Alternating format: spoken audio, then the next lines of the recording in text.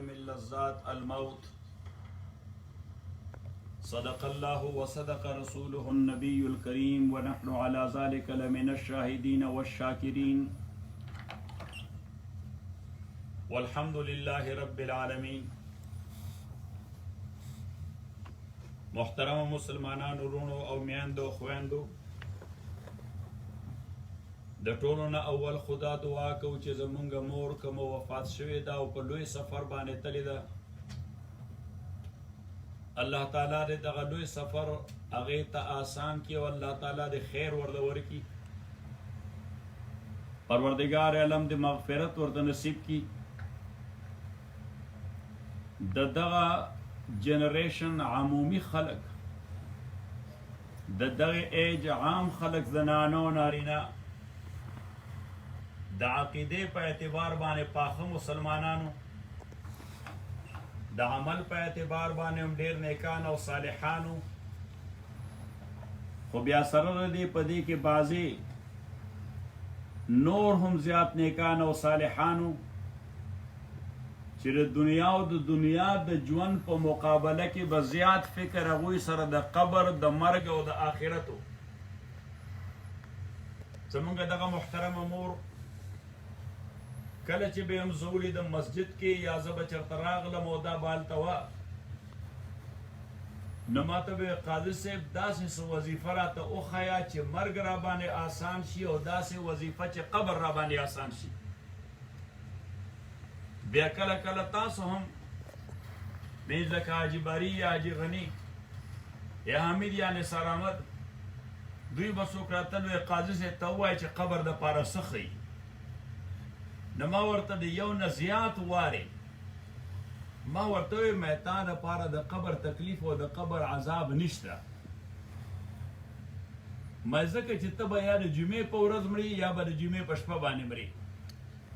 او میں حدیث پاک کې راځي نبی علیه الصلاۃ والسلام فرمایي چې من مات یوم الجمعة او لیلتها رفع عنه عذاب القبر او کما قال علیه الصلاۃ والسلام، چې مسلمان د جمعې په ورځ یا د جمعې شپه باندې وفات شي نو دی الله تعالی د عذاب قبر نه محفوظ کی. نو ما به ورته دا خبره کوله او د الله قضا او قدر دا شو چې هغه د جمعې په شپه وفات شوه. دا د هغې د پخې عقیدې او د پوخ ایمان دلیلو. محترم ورونو، خویندو او میندو، په دې مناسبت ما دوه آیتونه ستاسو وړاندې تلاوت کړل.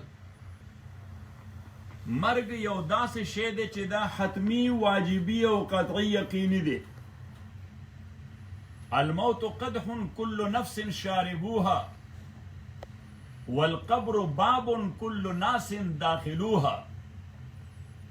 عربي یو شاعر وایي چې دا مرګ یو داسې پیاله ده چې هر یو بنده د دې سکون کې دسکي دی، او دا قبر یو داسې دروازه ده چې هر یو بنده په دې ننوتون کې د ځي به ورته. او تاسو وګورئ دنیا کې چې انسان کله پیدا شي نو ژوند سماجي او معاشرتي یعنی یو بل سره تیریږي، خو کله چې دا مرګ راشي نو دا بنده ټوټلی تنها شي. یو حدیث کې راځي نبی علیه الصلاۃ والسلام فرمایي چې د مرګ وخت کې د هر انسان درې دوستان یا درې تعلقدار وي. یو د ده مال وي چې ټول عمر یې ځان ورستړی کړی دی، ورځ شپه او منډې والی دا یو دوست دی. دویم د ده اهل و عیال، خاندان او بچي دی، دا یې دویم دوست دی. او دریم د ده اعمال ښه دي او که بد دي، دا یې دریم دوست دی. اوس نبی علیه الصلاۃ والسلام فرمایي چې دا لومبنی دوست چې مال دی او دا انسان د دې متعلق ډیر فکرمند دی، د ورځې او د شپې هم دغه سوچ کوي. نبی علیه الصلاۃ والسلام فرمایي دا د ټولو نه زیات بې وفا دوست دی. یعنی دلته د بنده ساه وخته، یې ساه یې وخته په 4 بجې او 1 منټ باندې، نو 4 بجې او 1 منټ او 1 سیکنډ باندې هغې شي خپل دوستي ختمه کړه، ځکه د ده ورسره هېڅ تعلق پاتې نه شه. هغه لاړ د ژوندو وراثت شو، د ده ملکیت په هی ختم شو،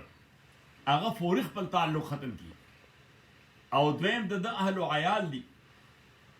د خاندان دی فیملی ده د بچی دی خزه ده خاوند دی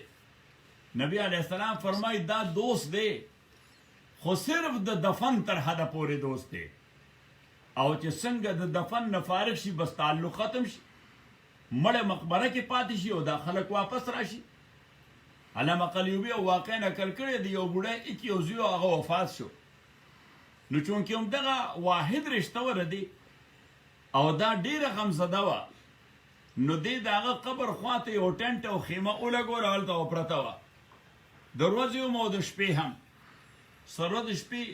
تېرې شو نو بس اخر زړه تنګ شو نو چې هغه خیمه یې غونډوله نو یو بزرګ تېرېده وی هغې ورته ویل چې بوډا څه دی کول وی دا مې زوی و دا مې زوی مړ شوی دی الله دې وبخي وی نن مړ شوی دی وی نن لس پنځلس شل ورځې وشوې نو وی ته قبر ته فاتحې دپاره راغلی وی نه ما د دفن نه بعد دلته دا خیمه لګولې وه نو هغه بزرګ ورته ووی وی ملاو شه درته واپس نو هغې وی نه ملاو خو نه شه زه واپس ځم هل وجدو ما فقدو هلته یو جمله عربو لیکلی چې هل وجدو ما فقدو چې څه شی ته روک شوی او په لاس یې راغی سوال کوي چې څه شی ته روک شوی او په لاس یې راغی نو په خپله جواب ورکوي بل یئسو فانقلبو نه بلکې ناامیده شو خیمې غونډه کړه واپس لاړل نو اوس محترم ورونو او میندو او خویندو ستاسو خدمت کې مې عرض کو چې دغه اهل و عیال د دفن تر حده پورې دوستي وکړي او بس خبره ختمه شي او دریم د اعمال دي نو که ښه او که بد وي دا ډېر وفادار دوست دی دا ملګرتیا نه پرېږدي چې دا بنده مړ شي هم ورسره دی چې دی په تخته واچوي غسل ورکوي هم ورسره دی چې دی په کفن کې را انغاړي بیا ورسره دی چې په لحد کې کیدي بیا ورسره دی چې تبی پې پورې کوي بیا ورسره دی چې خاورې پې اچوي نو بیا هم ورسره دی دا بنده هم په دې قبر کې دفن شو دا عمل ورسره هم په دې قبر کې دفن شو حدیث کې راځي نبی علیه السلام فرمایي چې د دفن نه بعد چې کله سوال و جواب وشي نیک به یا بد به جواب به صحیح ورکړي یا به غلط ورکړي هر څه چې وي خو دا عمل چې نیک بندی نو دی د یو ښایسته خوشبودار بنده په شکل باندې د ته رامخامخ شي چې د ده راتلو سره دې بنده ته په دې قبر کې یو رڼا شي یو خوشحالي محسوس کی دی ورته اهلا و مرحبا بک په خیر راغلی مېلمه خدای دې ډېر خیر درکړي زه خو دلته تنها وم دا خله چې ته راغلی ډېر ښایسته یې ډېر خوشبویه یې ډېر نوراني شکل لري خو ته یې سو نو هغه ورته انا عملک الصالح زه ستا هغه نیک عمل یم چې دنیا کې دې کړم ما له خدای دا شکل راکه چې تا له ملګرتیا درکم تا له خوشحالي او بشاشت درکم تر قیامته پورې او که خبره ادر وی اراونډي نو یو ډېر بدنما حیوان په شکل باندې بدبویي چې د هغه راتلو سره په دې قبر کې نور هم تیاره زیاته شي نو دی ورته لا مرحبا به خدای دې مه راوله سپېره زه خپله څه په عذاب اخته وم تا خو راتلو سره زما هغه ژوند نور هم تباه برباد کړي سا مې راتنګه شه ته څوک یې هغه ورته انا عملک السیئ زه ستا هغه ګنده عملونه چې دنیا کې دې کړم دا شکل ما له الله را کړی دی 24/7 به ته اوس زما په دې وجود باندې عذابېږي نو عرض مې کو ستاسو خدمت کې چې اوس دا مرګ دا یو یقیني شی دی خامخا به راځي څوک هم نه خوښوي چې ما باندې مرګ راشي قرآن کریم کې الله فرمایي قل پیغمبره علیه الصلاة والسلام دوی ته ووایه ان الموت الذي تفرون منه چې هغه مرګ چې تاسو د هغې نه د تېښتې لارې ګورئ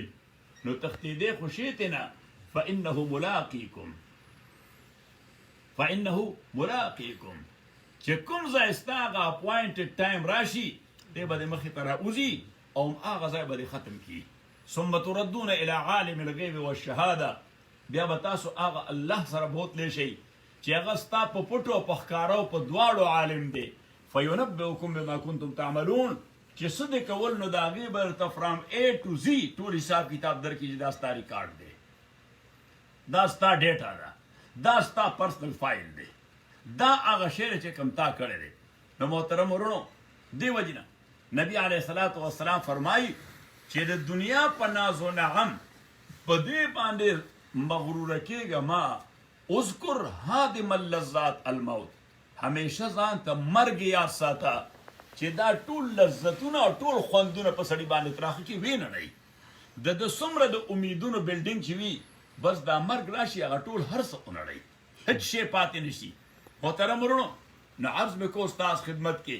چې اوس دغه مرګ یو یقیني او حتمي شی دی زموږ په دې علماو کې لوی عالم تېر شوی دی شیخ احمد ابن محمد ابن یعقوب ابن کموی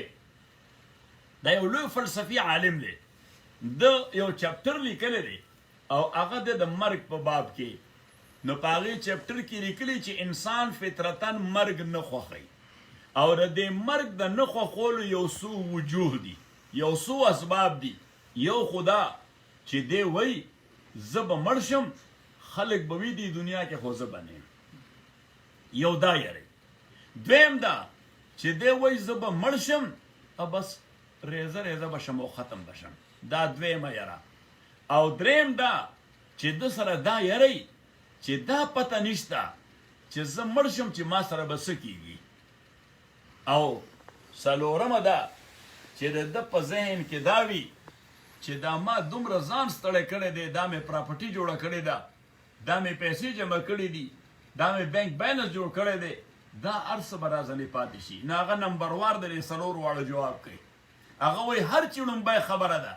چې د سره دا فکر دی چې خلک به وي دې دنیا کې او زه به نه یم نو دی باید چې خپل ځان ته دا ډیکټیټ کړي او ذهن کې دا واچوي چې یو زمانه داسې هم په ده تېره شوې ده چې دیش دی او دنه مخکیني خلک تلي نو بیا دا څه ناشودني کار خو نه دی دی و په دنیا کې پلار یې تللی دی و په دنیا کې نیکې مړ شوی نو اوس دی به نی دنیا کې زوی به پاتې نوسې به پاتې محترم ورونو دویمه خبره چې دی وایي مړ به شم او ختم به شم نو هغه وایي چې انسان خو دا بکس نه دی دا کوم چې مونږ ته ښکاري دا خو قالب دی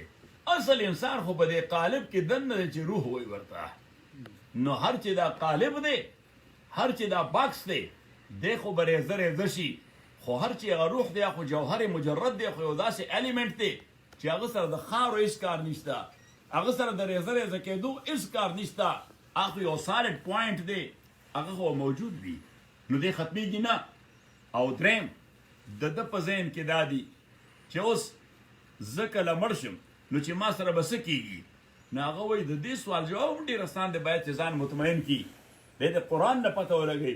دی د رسول پاک نه پته ولګوي صلی الله علیه وسلم او بیا د ځان په هغه سکیل باندې پیمانه کړي چې زه دې طرف ته یم که دې طرف ته یم نو راته په خپله پته ولګي چې ما سره څه کېږي او د څلورمې خبرې جواب هغه لږ مزاحي غوندې کوي چې د سره دا فکر وي او خفه په دي چې دا دوره پراپرټي دا دوره پیسې مړ به شم پاتې به شم نو هغه وایي اسانه خبره ده مه جوړوه ده بس دا غم به در سره دی یعنې مه جوړوه نو بس چې مړېږي نو دا غم به در سره نه څه نه پاتې کېږي یو زمونږ د پښتنو کې یو لطیفه مشهوره دی په کلي باندې سیلاب راغی نو چې څوک د مال و منال مالکانو نو هغه غریبانان خو لګیا و مال یې بچ کو چا فرج اوچتو چا فریزور اوچتو او چا فرنیچر اوچتو چا بل څه شی اوچتو چا بکسې اوچتو چې دا سیلاب یو نسي او یو پکې خدای واله او د خدای غریب و هېڅ شی نه و ایون د سر سوری هم نه و بس یو دی و یوې څادر و یو جوړی جامې وې هغه څادر یې په اوږه واچو منډه یې کړه د غره سر ته وخته سیلاب نه بچ ا دې نورو خلکو باندې په دې بچ بچاو کې سیلاب راغی سامان یې ویوړل دی یې ویوړل دی یوازې پاتې شو وی خدایه د دې غریبۍ په برکت نن پوه شوم چې دا څومره برکتي شی دی خلک وی مال والا هغې تباه برباد کړل زه خپلې غریبۍ بچ کړم نو شیخ احمد ابن محمد ابن یعقوب ابن کموی هغه وایي چې بیا دغه فکر یې ورسره خو نه دی جوړی الله تعالی فرمایي یا ایها الذین آمنو او ایمان والو اتقوا الله حق تقاته خدای نه داسې وګرېږئ لکه څنګه چې د خدای نه د یریدو حق دی اوس یو سړی د یو قوت نه یریږي to the extent of that power if he knows لومبې د قوت معلوم کړي چې قوت یې څومره دی نو بیا د کې یره هم د هغې قوت په لیول باندې پیدا کېږي لکه مثلا مونږ او تا اوسېږو په امریکا کې نه مونږ ته د پولیس د طاقت هم پته ده که نشته شته مونږ ته د شریف د طاقت هم پته ده که نشته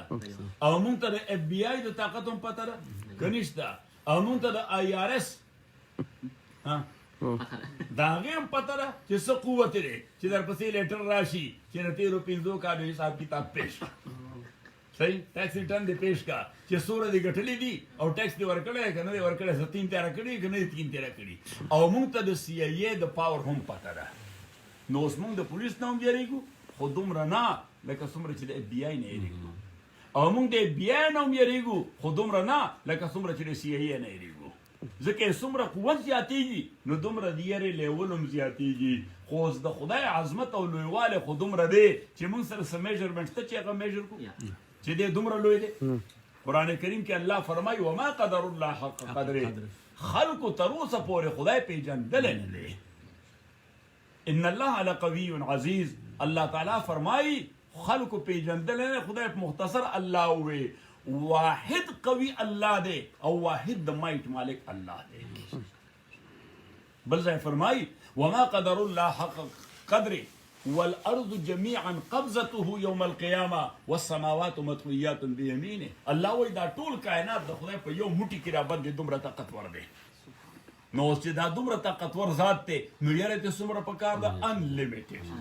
څومره یاره ته پکار انلیم او دا ګوره واحد ذات دی چې څومره ته ډیر یریږي نو دومره به ته نږدې کېږي حالانکه سړی چې له چا نه یریږي نه هغه لرې کېږي که نږدې کېږي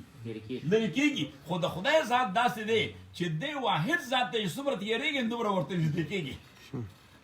بلکې د ده نه یره دا ده چې ده طرف ته ور منډه کړه حالانکه چې د چا نه یریږي سړی د هغه نه منډه کوي چې خپې مې ته وویستې توره بوره ته ځي صحیح او خدا داسې ذات دی چې د ده نه یریږي نو د ده نه تخته ما بس په ده ور منډه کړه قرآن کریم کې الله فرمایي ففروا الی الله چې پیغمبر دې خلکو ته وایي چې خدای نه مه تښتئ خدای طرف ته وتښتئ د خدای نه منډه مه ووایئ خدای طرف ته منډه ووایئ وایي د افلاطون په لار روانو دی په یو فکر کې فکرمند و چې که دا اسمان داسې فرض کړو لکه دا لینده ده بو لینده بو کمان صحیح او دا مصیبتونه او تکلیفونه داسې لکه غشي او ایروز او الله تعالی د دې بو او د دې تیر استعمالونکي دا تیر او دا غشي دا په ور اولي صحیح او انسان د دې هدف او ټارګټ دی نو اوس دومره لوی بو رینج به سوري چې څوک هم دا غیر نه بهر نه دي صحیح او وستون کې هم الله دی چې داغه ټارګټ خطا نه شي نو د دې نه د بچ کېدو سلار شته نو دا فلسفر خدا سوچونه کوي فلسفر خدا سنات کې دا تھینکینګ کوي نو پلیټون دا تھینکینګ کو نو وای دې په لار روانو نو موسی عليه السلام یا دغه یو فال ور ولا مخې لورانه نو دا نیکان خلک چې ویل دی په مخ باندې الله تعالی یو ګلو او نورانیت جوړي یو حدیث کې راځي نبی عليه الصلاه والسلام صحابو نو تاسو کو وی ایو الاصحاب خیر مرګرو کې کم یو ملګری خملګری دی دوستان وی سي ملګری هم وي انډیوالان هم وي کم انډیوال خان انډیوال دی ناغي ویجی الله ورسوله اعلم خدای پیغمبر خپويږي نو نبی عليه الصلاه والسلام او فرمایل چې خان دیوال او خملګری داله اذا ذکرت الله اعانک چې ته د دین کار کې د دې ملاتړ کوي چې ته د دین کار کې د دې سپورټ در کوي و اذا نسیت ذکرک او کته د دین کار هیر کې سوس شپکه ناراض شپکه نو دې د له حوصله در کوي هغه ته بیا تازه کوي نو بیا نبی علیہ الصلوۃ والسلام دین ته پوسکه وی و ای الناس خیر په انسانانو کې خیر انسانان څوک ناغي بیا وی الله ورسوله اعلم الله دا پیغمبر خپويږي نو نبی علیہ الصلوۃ والسلام فرمایل الذين اذا رؤوا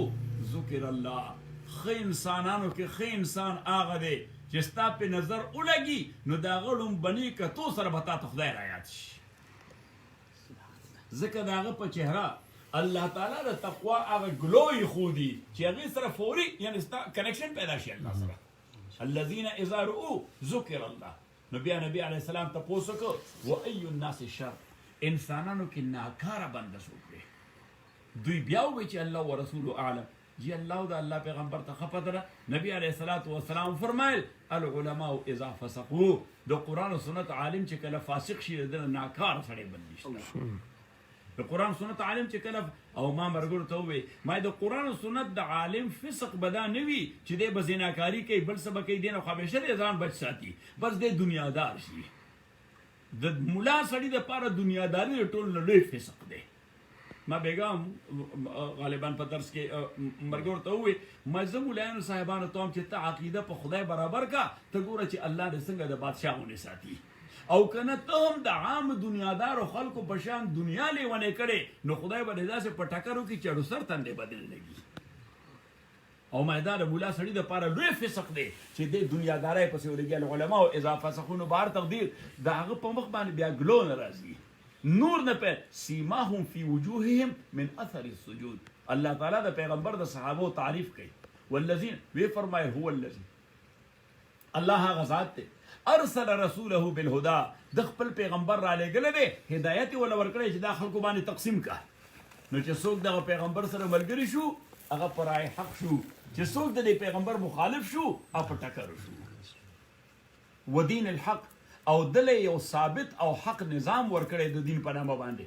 ليظهره على الدين كله د دې پیغمبر ډیوټي دا ده چې دا دین په ټولو نظامونو باندې غالب راولي ورپسې فرمایي وکفا بالله شهیدا نبی علیہ السلام له الله تسلی ورکړي ځکه ابو جهل او ابو لهب او بل شیطانو نبی علیہ الصلوۃ والسلام ته دا شو قتل وته مو تلې ونه غنخکاره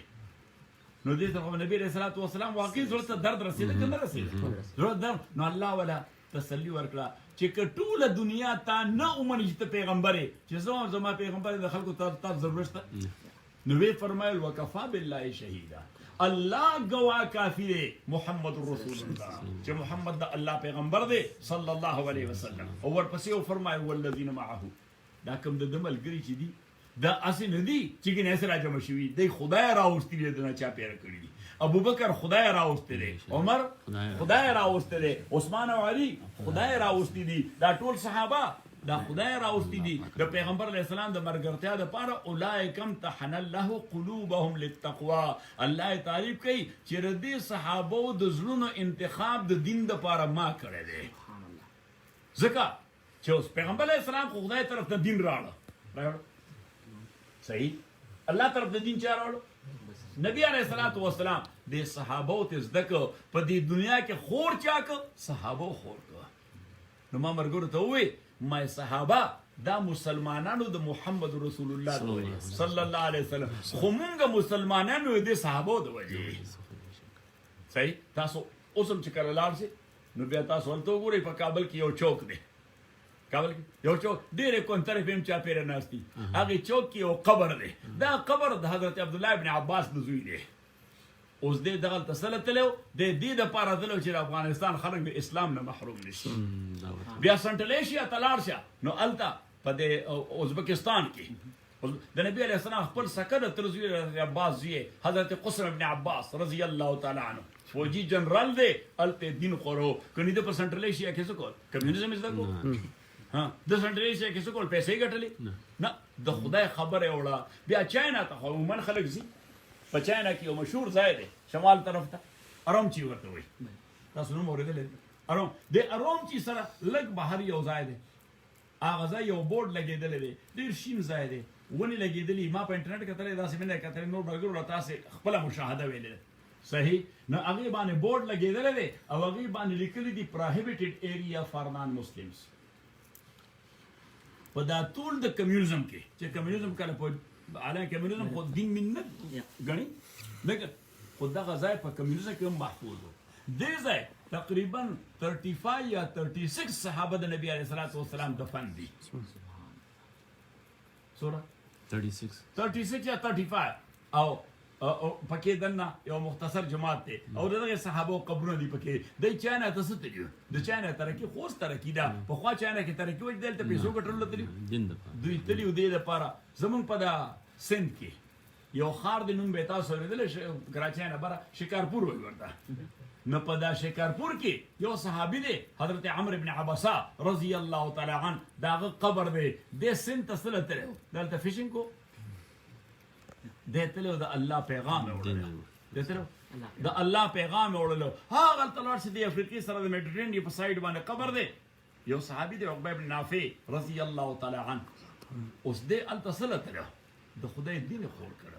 عقبه بن نافع د صحابو په هغه جرنیلانو کې شامل دي چې د افریقې وافره خطه د ده په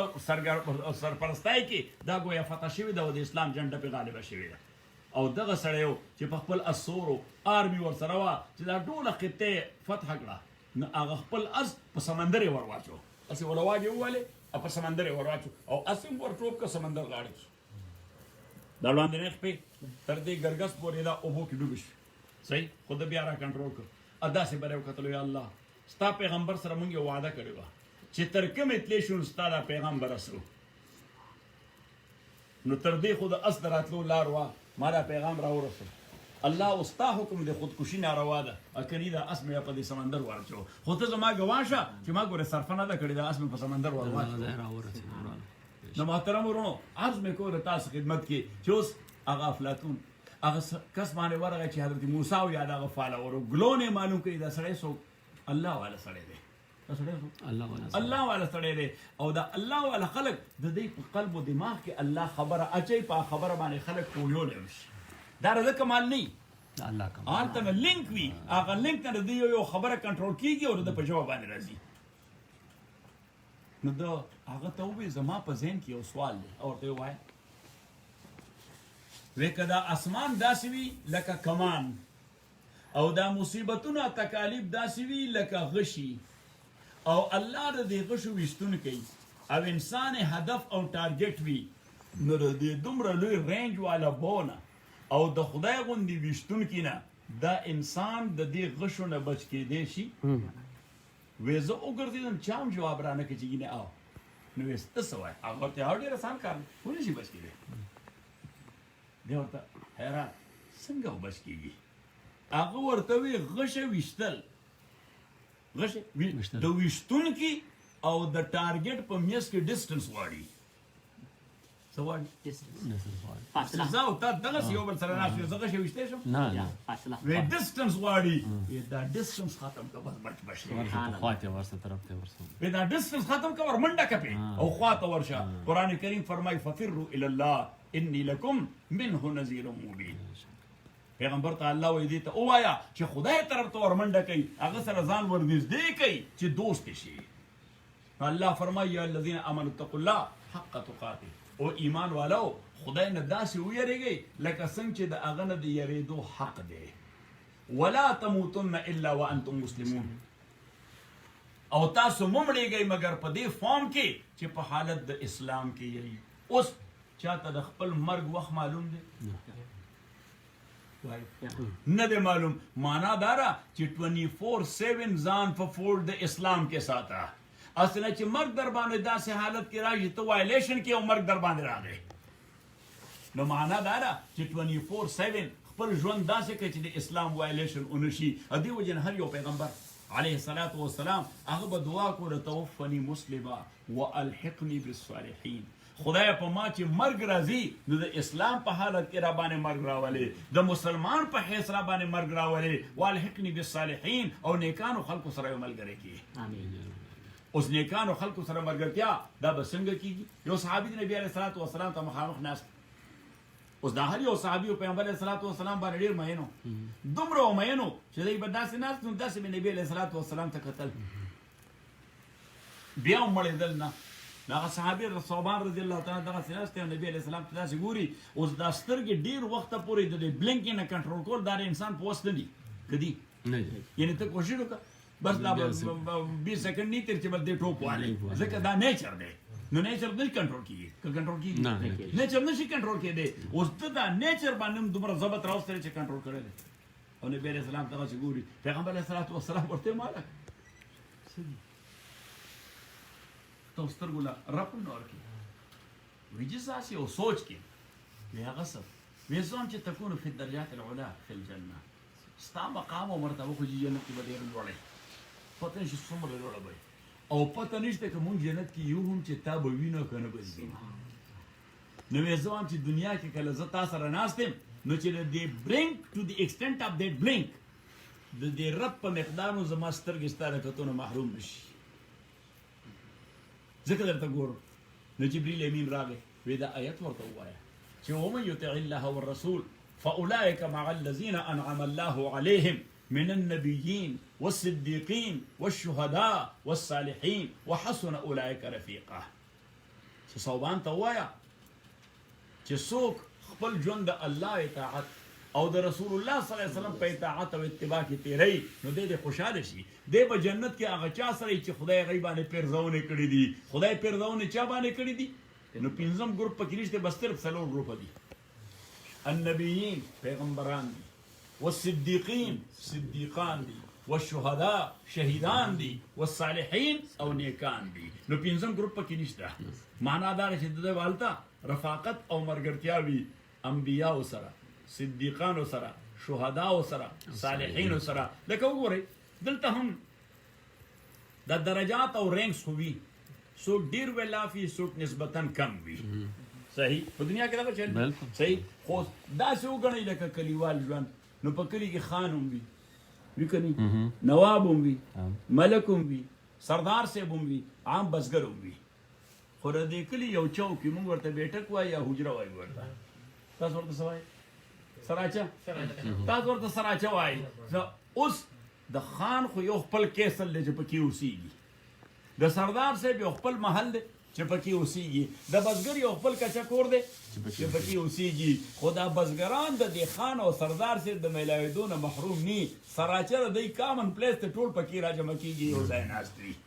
په دې جنت کې به هم دغه چل وي، هلته به یو سراچی، دا پیغمبران به هم ورته راځي، صدیقان به موږ به هم ورسره ناست. فاولئک مع الذین انعم الله عليهم من النبیین والصدیقین والشهداء والصالحین وحسن اولئک رفیقا. نو الله تعالی فرمایي چې اتقوا الله حق تقاته ولا تموتن الا وانتم مسلمون. او دیم آیت چې مې لوستلو ای که الله فرمایي چې او ایمان والو اتقوا الله، خدای نه ویریږئ. اوس دا د اتقوا الله معنا خدای نه ویریږئ دا معنا لازمي ده،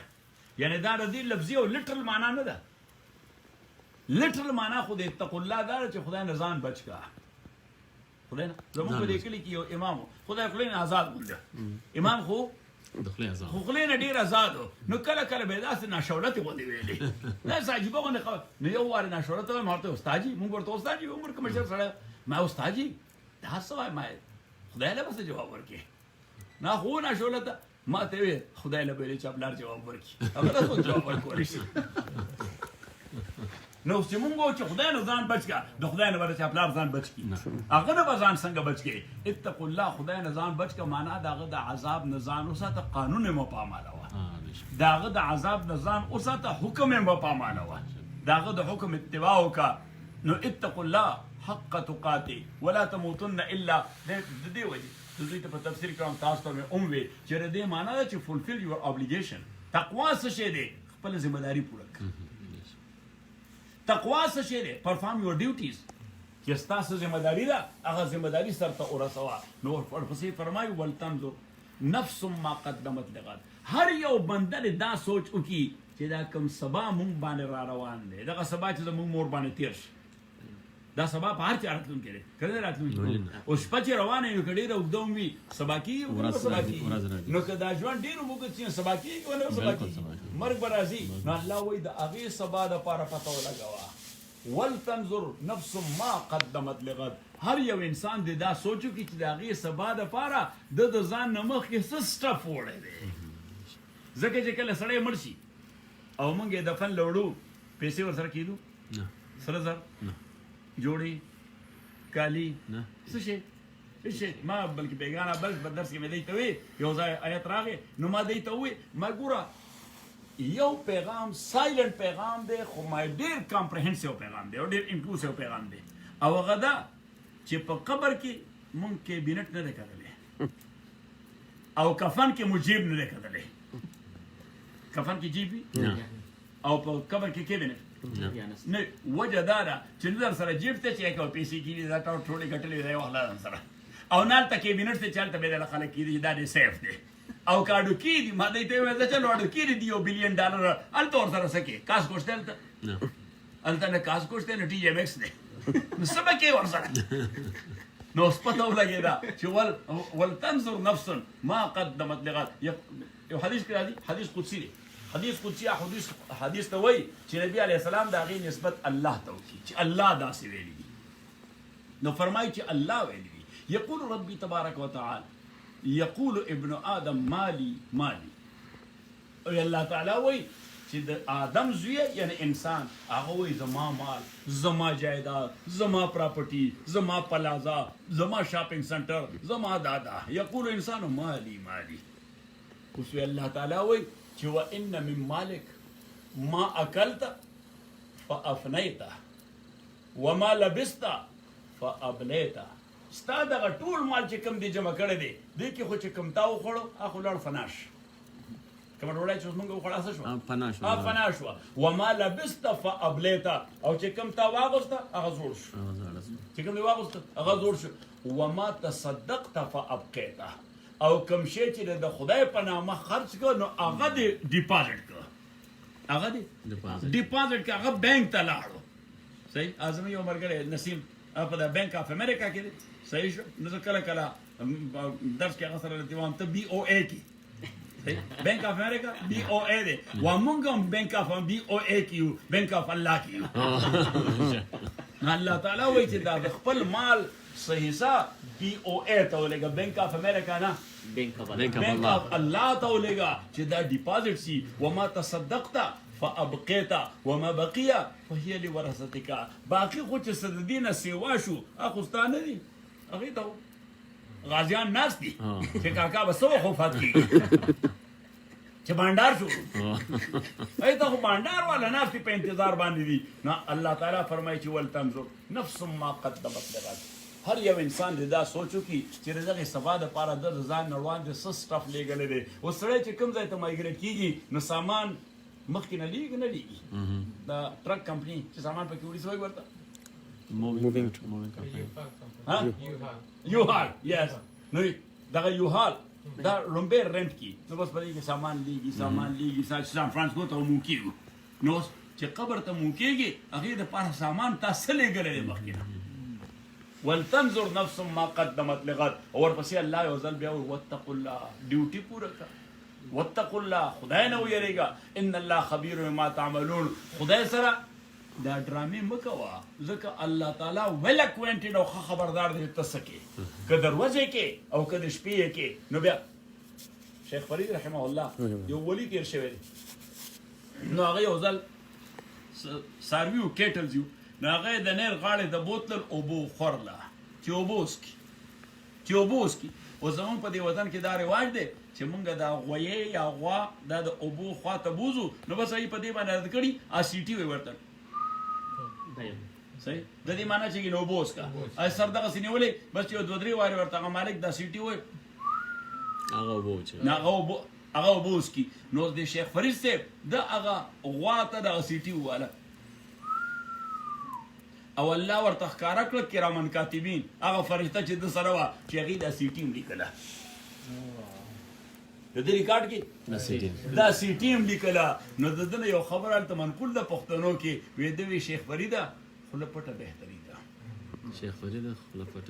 فریدا وی خپل پټه بهتري ده یعنی مزاج خپل کولاو وګور ارسل لیکي نو الله تعالی فرمایي چې والله خبير بما تعملون ادي وجه الله تعالی فرمایي چې قیامت پر ورځ باندې د هر انسان اعضاء هغه باندې گواهی کوي اليوم نختم على افواههم وتكلمنا ايديهم وتشهد ارجلهم بما كانوا يكسبون ساينس اوس دا شی ډیسکلوز کړ قران مونږ ته په خوا ډیسکلوز کړو چې هر شی ګورستا بدن کې په ډي ان اے باندې پرنٹ کیږي صحیح په سلز باندې پرنٹ کیږي او دغه پرنٹ د قیامت پر به الله ډیکوډیفای کوي ټرمپ څنګه څه خبره ډیکوډیفای کوي صحیح سو ورته ډیکوډیفیکیشن یا وی ډیکوډي یعنی مقصد دا سیل وکړاو کی ووجدوا ما عملوا حاضر دا ځکه حدیث کې راځي ما دوی د درس حدیث کې حدیث وي نبی علیه الصلاۃ والسلام فرمایي چې دا مونږه عموما اورو چې یو سړی ته عمل نه ورکړي په خلاص باندې بل ته ورکړي په چپ لاس باندې ډیپند چې کردار کوم یو نه کریډټ دې زیات دی که ډیبټ دې زیات دی که کریډټ زیاتی په خلاص باندې که ډیبټ زیاتی نو په چپ لاس باندې الته نبی علیه الصلاۃ والسلام فرمایي چې یو پرنٹ پر اوز د لاس نه ادا پرنٹ د هر یو انسان په دوره وګدوي لکه د مشرق او د مغرب فاصله جوړه ده ځکه چې هر یو شی پکې لیکل دي ووجدوا ما عملوا حاضره اوس دلته خو مونږ چې ټیکس ریټرن یو خو سمپل ټیکس ریټرن دی خو سی ډي ملاویږي ځان له په خپل جوړ صحیح یو کمپلیکیټډ ټیکس ریټرن وي نغې د پاره چاله دي سی پی ال چیرته ودی سی پی ال الله تعالی به د قیامت پرد باندې په هر یو سړی کې داسې هارد ډرایو واچي چې سی پی ال ته هم ضرورت نه دی به خپل ټیکس ریټرن په خپل الته کیلکولیټ کولی شي چې زه په کریډټ کې کو نو الله تعالی فرمایي اقرا کتابک قل ولد خپل عمل نه مده کفا بنفسك اليوم عليك حسيبا حسيب سی پی ال ته وي حسيب چاته وي سی پی ال ته چې ته نن د ټولو نه بهترین کیلکولیټر ځان د پاره ځکه تاسو یو بل توزګار نه دي چې نه څوک بچاته وایي چې زما دا کتاب وګوره او سړی مو ځان له په وخت کې ستا کتاب ته توزګاری دیو جل الله تعالی هر یو ځای ته سیلف سفیشنٹ کړی دی کفا بنفسك اليوم عليك حسيبا وجدوا ما عملوا حاضرا چې څه هم کړی دي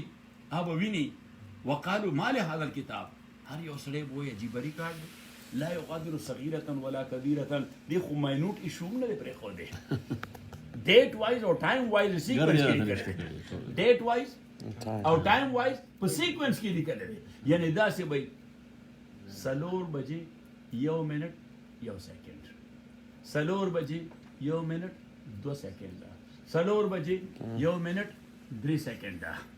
دا د کړي دا د کړي د ته احصاء و عربي کې د څه احصاء یعنی هغه کاونټینګ دی چې دا په سیکوینس کې نمبر 1 ډیټ وایز نمبر 2 او ټایم وایز الله کمال کوي د کتاب کې یو لفظ داسې وایي چې بس تصور ورکی چې ګور هر یو عمل باندې ډیټ وایز ټایم وایز سیکوینس کې لیکلي چې څه کنفیوژن پیدا نشي چې تا ته کیلکولیشن آسان نه ټیکس ریټرن صحیح آسان طریقې سره جوړ کې وقالوا ما لهذا الكتاب لا يغادر صغيرة ولا كبيرة إلا أحصاها ووجدوا ما عملوا حاضرا چې څه کړي دا به الته ګوري ولا يظلم ربك أحدا ستا پروردګار په هیڅ چا ظلم نه کوي من عمل صالحا فلنفسه الله فرمایي څوک چې د ښه کردار مالک دی ولا فایده ومن اساء فعليها چا چې بد کردار کړی دی په د باندې وبال پریوتون کړي وما ربك بظلام للعبيد ستا پروردګار ګور خپل بندگانو باندې ظلم بالکل نه کوي نو محترم ورونو دا خبر مې دې لپاره وکړه چې زموږ د امور الله تعالی د طریق الرحمت کې یو ډېر نیک او پاک دامن او پاک بازه زنانه وه او ټول عمر د مرګ او د قبر او د آخرت په حواله باندې سوچ کړی دی دا د ایمان دلیل وي ځکه دنیادار سړی همیشه د دنیا خبرې کوي او دیندار سړی دی به د دین خبره کوي د قبر خبره به کوي د مرګ خبره به کوي د آخرت خبره به کوي او نبی علیه السلام وایي اکثرو ذکر هادم اللذات الموت د دغه نړون کې د لذتونو د دې یاد ګوره همیشه ځان سره یاد ساته او نبی علیه السلام فرمایي یو حدیث کې راځي چې نبی علیه السلام صحابو ته تاسو کا تدرون من الکیس وی تاسو ته پته د زیرک سړی څوک دی تاسو هم زیرک لفظ هوښیار زیرک چې کلیور سړی څوک دی اتدرون من الکیس هغه وی چې الله ورسول اعلم خدای او پیغمبر خبر دي چې زیرک سړی څوک دی نبی علیه السلام من دان نفسه وعمل لما بعد الموت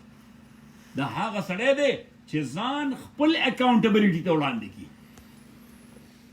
چې ما سار نه تر اوسه پورې خیر سوره کړی دی او شر مې سوره کړی دی آخرت د پاره مې سوره فکر کړی دنیا د پاره مې سوره کړی دی دین د پاره مې سوره کړی دنیا د پاره مې سوره کړی دی نو نبی علیه السلام وایي چې یو سړی دا سوچ کوي دا سړی زیرک دی الکیس من دان نفسه وعمل لما بعد الموت او دې لګیای دې جاب کوي دې ورک کوي دې ډیډز کوي دې ایکشنز کوي خدا راتلونکو دنیا لپاره زیات کوي په نسبت سره دی دنیا ته او وی فرمایي والعاجز نبی علیه السلام وی بیوقوف څوک دی تاسو بیوقوف وایي کما قال والعاجز او بیوقوف څوک دی نبی علیه السلام من تمنى على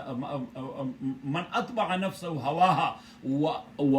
وتمنى على الله بیوقوف سره هغه دی چې د خپل نفس خواهشات او ډیزایرز او وینز پسې لګولې خو چې نفس ورته سوي بس دې هغه اتباع کوي وتمنى على الله او یو کمبل په ځان راچولې دا او دا آس او دا امید چې الله ډېر رحیم کریم دی نبی علیه السلام وایي دا بیوقوف سره نشته والعاجز من اطبع نفسه هواها وتمنى على الله ان دیو جل الله تعالی فرمایا یا ایها الانسان او انسان ما غرک بربک الکریم دا تا ځان له دوکول د خدای پر رب د خدای په کریم کېدو یا پر رحیم کېدو ور کړی دا یعنی موږ همیشه دا خدای ډېر رحیم کریم دی خپل ځان خطا باس قانون په عمله وای خدای رحیم کریم دی زدل ته ورشه د حکومت قانون په عمل کوي دا شریف ډېر رحیم کریم دی یا د پولیس ډېر رحیم کریم دی ته وینې د پولیس ګاډي مخامخ او پرېډ لایټ ورشه او وایي چې دا پولیس ډېر رحیم کریم دی سبا کوي دا سره ټکټ بدل ټیکټ بدل کوي او کنه بیا ته لګیا یو منډه ته وي او هغه در پسې دې ډېر رحیم کریم دی ټیپس درکې صحیح نو بس ټیکټونه در پسې زیاتېږي نو دا دې ته وایي سیلف ډیسپشن دا وایي ځان له خود فریبي دې ته څه ځان خطا خود فریبي ځان خطا باسل نو الله وایي یا ایها الانسان ما غرک بربک الکریم الذي خلقک ځان له د هغه خدای په کریم کېدو ولیدو کور کې چې کوم خدای ته پیدا کړې فسواکا څومره ښایسته بدن یې درکړی دی فعدلک څومره بهترین نیچر یې دننه درکړی دی چې ته دغه نیچر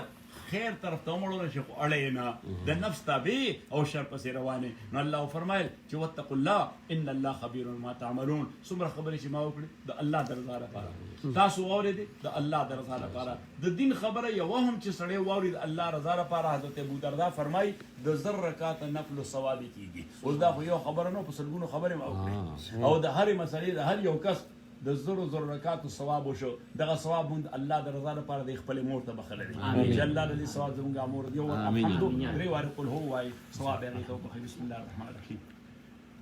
الحمد لله رب العالمین